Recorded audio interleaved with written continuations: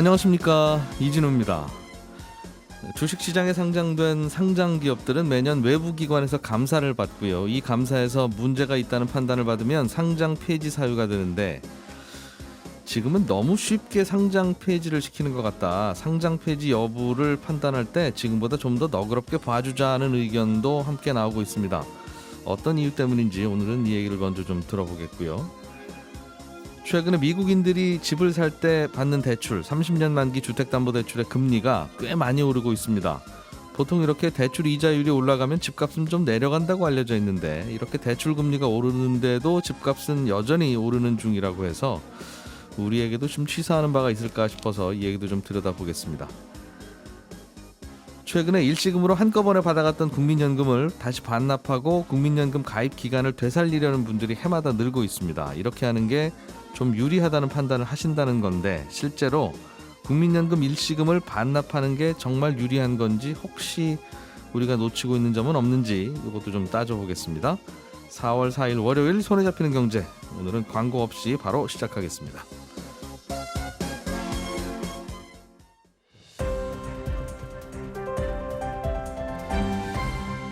이진우의 손에 잡히는 경제. 자, 경제 뉴스를 정리해 볼 거고요. 저 없는 동안에 출석을 부르는 걸로 바뀌었더군요. 네, 박세훈 작가님, 김현우 소장님 나와 계시고요. 네, 한국경제신문의 나수지 기자님도 함께 나왔습니다. 어서 오세요. 네, 안녕하세요. 네, 괜찮으시죠 이제? 다 들었습니다. 네. 컨디션 좋아 보이십니다. 너무들 하시던군요, 정말. 예, 고맙습니다. 나수지 기자님, 상장 폐지 요건 요거를 좀 완화시켜보자 하는 의견이 좀 있는 것 같은데 요즘도 상장 폐지되는 기업들이 꽤 많습니까? 네, 이게 사업 보고서 낸 다음에 좀 묻어지기로 나오는데요. 원래 12월 결산법인들은 매년 다음해 3월까지는 한 해 사업 내용 정리한 사업 보고서를 내야 됩니다.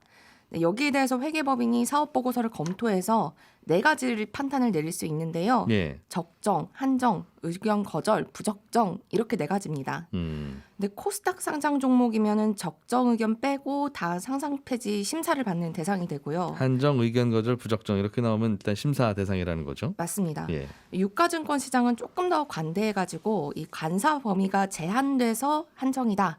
그러면 한 번은 봐주고요. 근데 2년 연속 한정이면 상장 폐지 심사를 받는 기준 대상이 되고 그리고 나머지 의견 거절, 부적정 이렇게는 코스닥과 마찬가지로 한 번에 상장 폐지 기준이 됩니다. 예, 그런데요. 그러니까 결국 예. 적정 아니면 어느 정도 다 문제가 되는 건데 예. 그래서 지난해 이런 판단 받은 곳들 어딨나 봤더니 사업 보고서 적정 못 받은 곳이 코스피 4곳 그리고 코스닥 38곳 그래서 총 42곳이었고요. 예. 이게 뭐 크게 늘거나 줄어든 건 아니고 예년과 비슷한 수준입니다. 대략 1년에 한 40곳 정도가 증시에서 퇴출된다는 거군요. 퇴출되는 심사를 받을 대상이 됩니다. 한 실제 그래서 퇴출되는 건 20곳 정도 작년 기준으로. 거기에서 절반 정도. 맞습니다.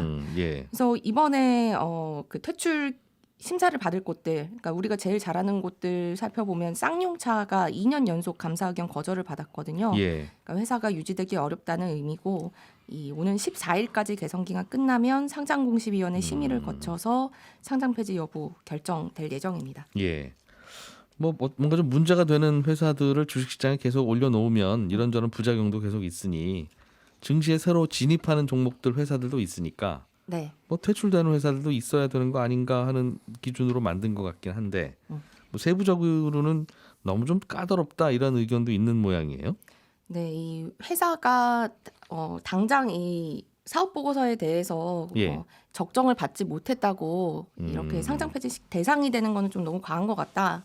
오히려 좀 실제를 봐서 이 사업을 계속할 수 있을지 요거를 더 봐야 되는 거 아니냐. 예. 이런 의견인데요. 그러니까 이게 이슈가 된 건 윤석열 당선인 공약에 주식 상장 폐지 요건을 정비하자 이런 내용이 포함되어 있습니다. 예. 그러니까 공약집 보면 상장을 유지할 수 있는 회사인데도 급하게 상장 폐지 되지 않도록 상장 폐지 요건을 강화하자. 그러니까 상장 폐지 어렵게 만들자라는 내용인데요.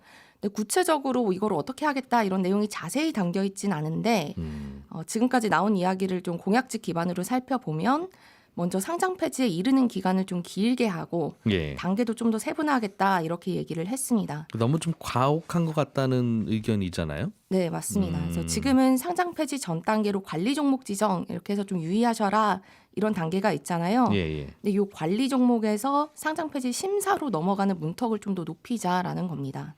관리 종목으로 계속 남아 있지. 이거 뭐 좀 관리 종목에 편입돼 있었다고 바로 상장 폐지 심사를 하는 건 가혹하다. 네, 그렇습니다. 요것도 이제 그럼 뭘 바꿔서 이렇게 오래 문턱을 높일 거냐? 요것까지는 안 나왔는데 이 과거의 사례를 보면요. 과거에 2018년에 이 외부감사법이 시행되면서 예. 회계법인들이 좀 더 깐깐하게 회계 처리를 하기 시작을 했어요. 음. 그래서 감사 의견 비적정을 받는 기업들이 많아지니까 그 당시에는 비적정 받으면 바로 상장 폐지였죠. 맞습니다. 예. 한 번 하면 바로 상장 폐지 심의하도록 위원회로 넘겼는데 예. 이때 좀 바뀌어서 그러니까 상장 폐지가 더 어렵게 된 거죠. 그래서 2019년부터는 한 번 비적정 받아도 관리 종목으로만 남겨두고 예. 이듬해 한 번 더 비적정 받으면 위원회로 넘기자. 쌍용차가 요 사례다. 그래서 요 올해 2번 연속 비적정을 받았거든요. 요 사례라고 보시면 됩니다. 예. 그래서 예. 말씀하십시오. 네, 또 다른 방안으로는 장외거래소로 이걸 좀 이관을 하자. 네. 상장 폐지 이후에 그러니까 지금은 상장 폐지되면 바로 비상장 기업이 돼서 주식 거래하려면 좀 불편함이 당연히 비상장 기업과 똑같이 많은데 예를 들어서 상장 폐지 이후에 일정 기간 동안은 뭐 한국거래소의 코넥스, 뭐 금융투자협회가 운영하는 KOTC 뭐 이런 장외시장으로 주식을 좀 이관해서 예. 거래할 수 있도록 하자. 이런 방안이 거론되는 중입니다. 너무 갑작스럽게 상장 폐지가 되니까 투자자들이 피해가 크다는 그런 생각 때문이었던 거는 같은데 네. 그래도 좋지 않은 기업은 자꾸 시장에서 좀 빼줘야 되는 거 아니냐 하는 반론도 당연히 있을 것 같아요. 네, 맞습니다. 실제 전문가들한테 우리 특히 코스닥 시장 어떻게 하면 활성화시킬 수 있겠느냐 이렇게 예. 물어보면 굉장히 많이 나오는 답 중에 하나가 오히려 상장 폐지를 좀 더 쉽게 하자는 겁니다. 그러니까 시장에 좋은 기업이 많이 남아 있어야 지수도 좀 전체가 잘 오르고 시장이 활성화될 테니까요.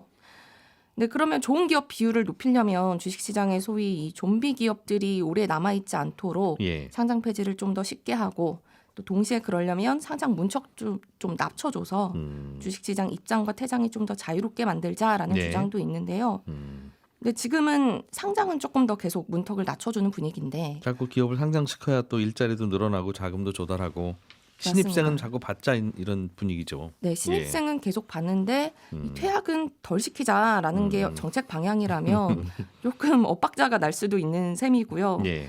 결국 이런 뭐 금융이나 투자는 항상 투자자 보호 그리고 좀 시장 건전이나 투자자 자유 요 사이에서 좀 줄타기를 잘 해야 되는데 네. 이 상장 폐지 요건 손질도 이런 측면에서 얼마나 줄타기를 잘하는 방향으로 디테일이 만들어질지 그렇군요. 좀 봐야겠습니다. 이것도 좀 너그럽게 하자는 의견과 깐깐한 게 맞다 하는 의견이 대립하고 있다. 그런 얘기. 네. 알겠습니다.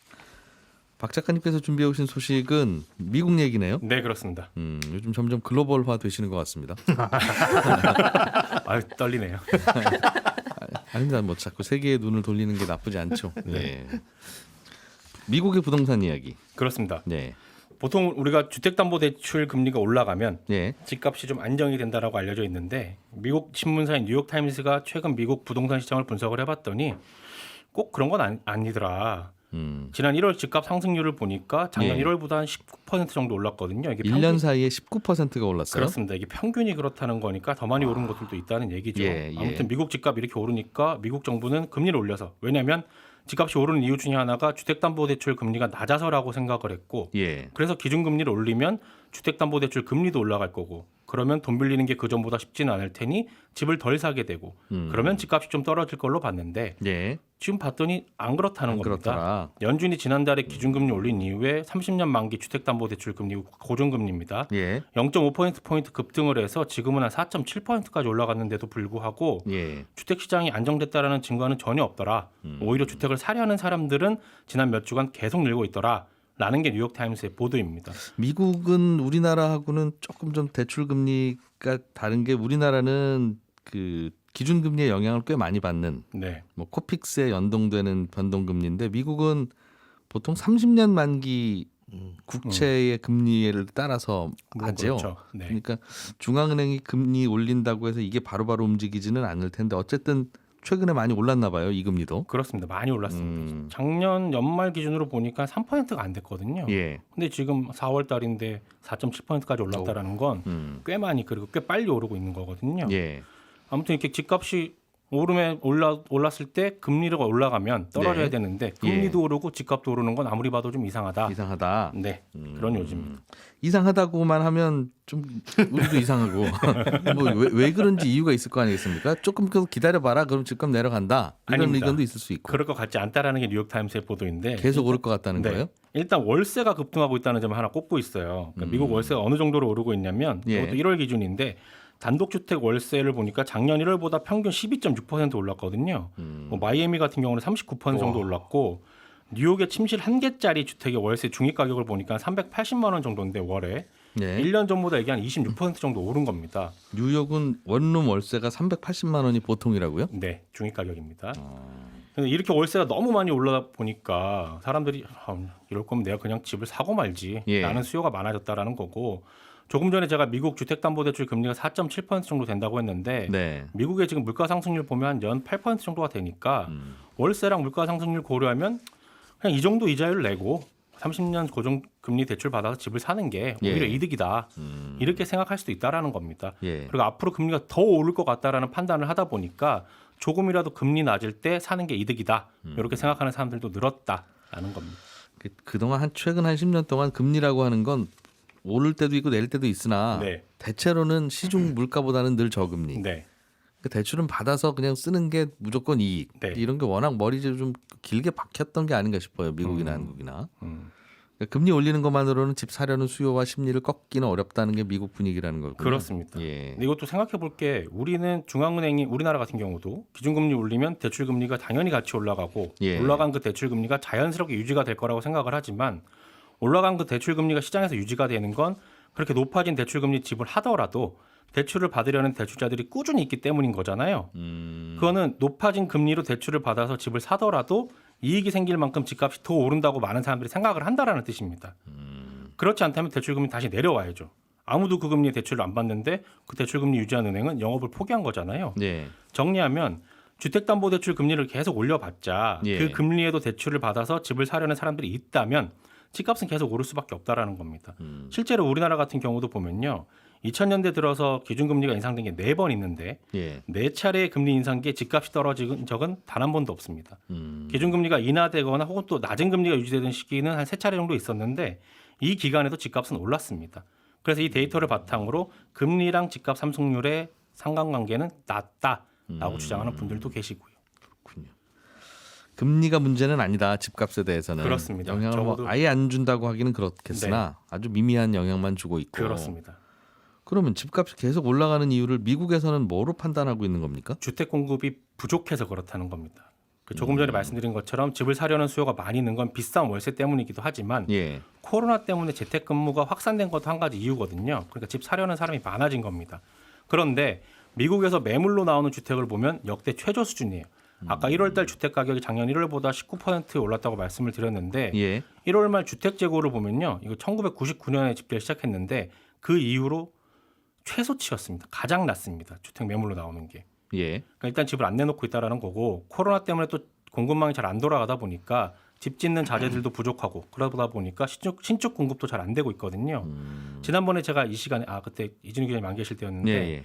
뉴질랜드 사례를 말씀을 드리면서 집값을 잡으려면 금리 인상 혹은 대출 규제 같은 정책이 효과가 아예 없는 건 아니지만 네. 주택 공급이 꾸준히 계속될 거라는 신호를 정부가 시장에 주는 게 가장 중요하다 그렇게 말씀을 드렸었는데 미국 사례를 보더라도 주택 문제를 해결하는 가장 효과적인 방법은 공급 확대에 있지 않나라는 생각을 해보게 되는 그런 보도였습니다.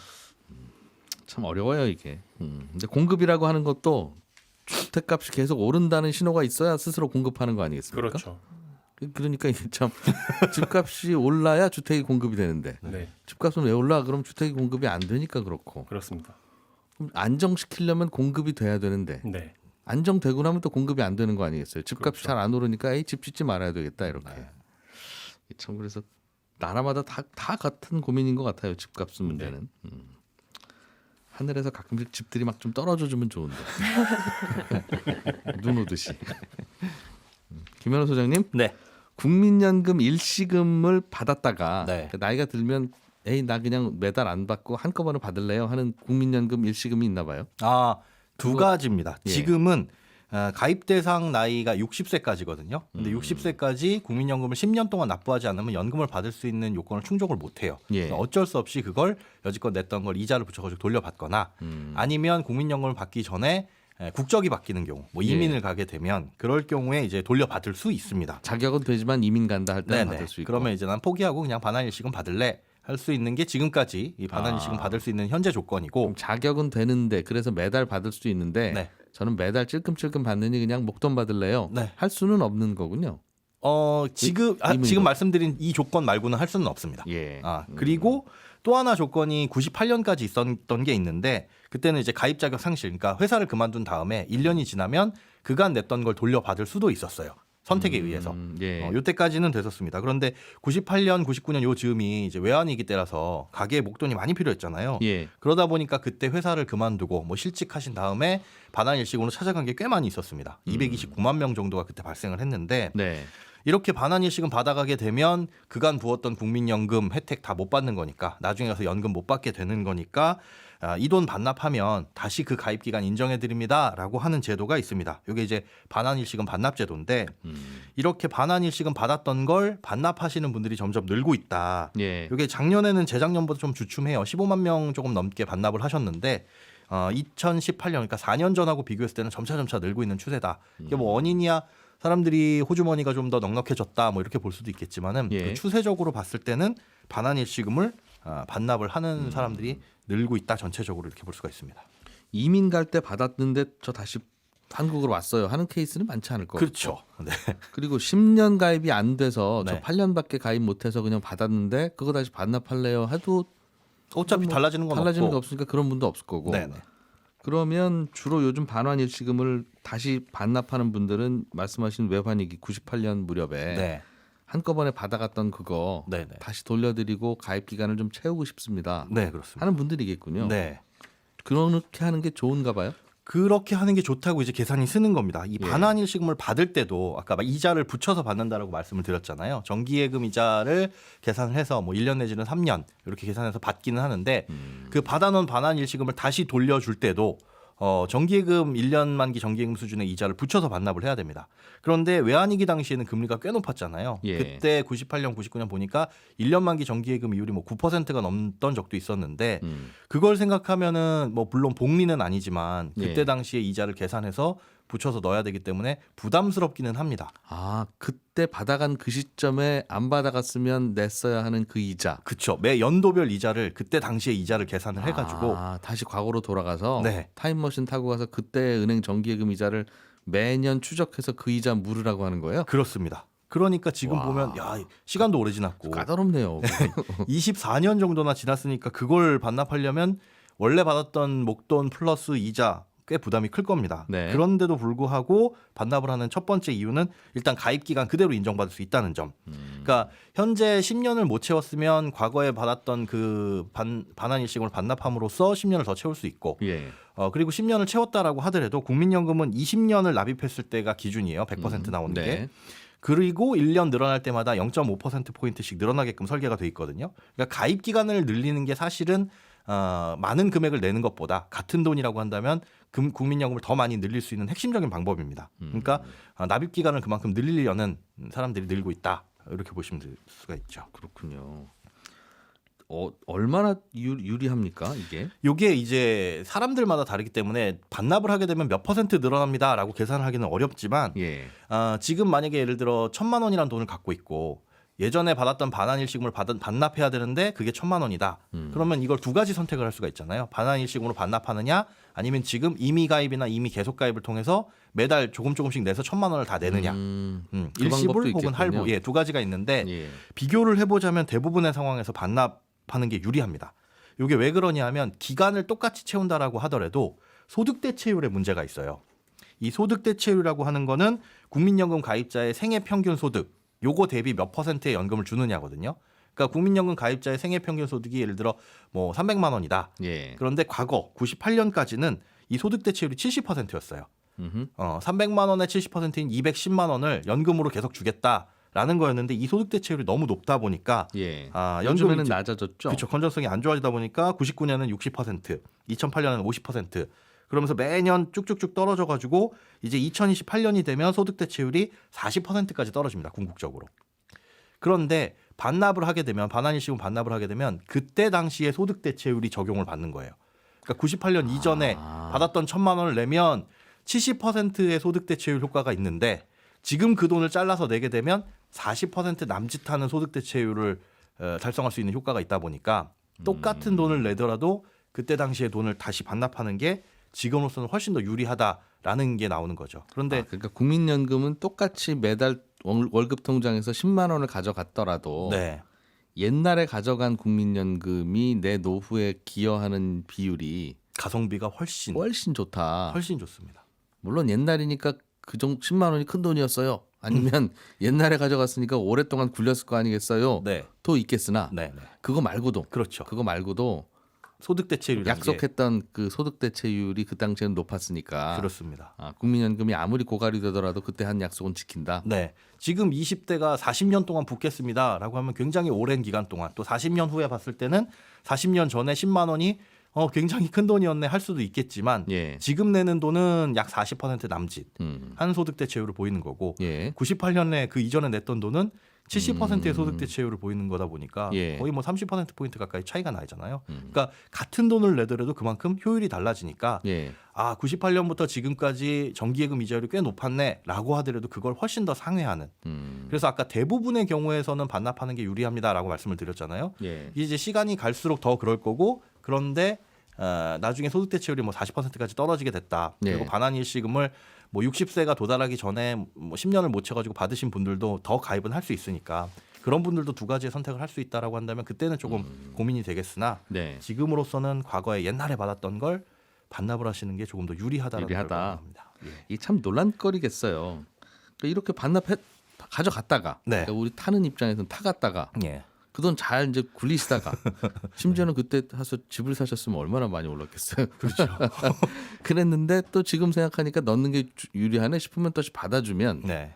물론 이제 받아주는 분들 내는 분들 생각도 하니까 그냥 받아주시는 것 같긴 한데 네. 꾸준히 계속 그냥 넣어놓고 있었던 분들에 대한 형평성 문제. 네. 결국은 이런 분들 받아주면 이런 분들이 특별하게 또 많이 받아간다는 게 아니라 국민연금은 고갈된다면서요. 그렇죠. 특히나 이제 그렇게 효율이 높던 시기가 있어서 고갈의 속도가 빨라져서 그걸 조정을 한 건데 예. 그 효율이 높던 걸 다시 살려주게 되면 문제는 있으나 근데 그분들의 이제 노후 대비라는 걸 생각해 보면 생각하면 그래서 다시 받아줄 때는 네. 이분은 받아들여야 되겠지 안 그러면 노후가 좀 어려우시겠네 네. 하는 분과 좀 구별을 하는 게 어떤가 하는 생각도 들고요. 그렇네요. 뭘로 구분을? 그러니까 쭉 내오셨던 분과 그러니까 옛날 걸 반납하시는 그런 분의 느낌도 좀 있다. 모르겠습니다. 그러니까 국민연금은 이렇게 저렇게 그 이 빠진 구간을 채우는 게 네. 무조건 유리한가 봐요. 지금까지는 그렇습니다. 추후 납부라든가 반환일시금 반납도 그렇고 예. 지금까지는 과거에 받았던 거 혹은 이 빠진 구간을 채울 수 있으면 네, 그게 훨씬 유리합니다. 예. 예, 지금까지 김현우 소장, 나수재 기자 그리고 박세훈 작가 세 분과 함께했고요. 저는 이진우였습니다. 잠시 후 11시 5분에 이어지는 손에 잡히는 경제 플러스에서 저는 또 한 번 인사드리겠습니다. 들어주신 여러분 고맙습니다.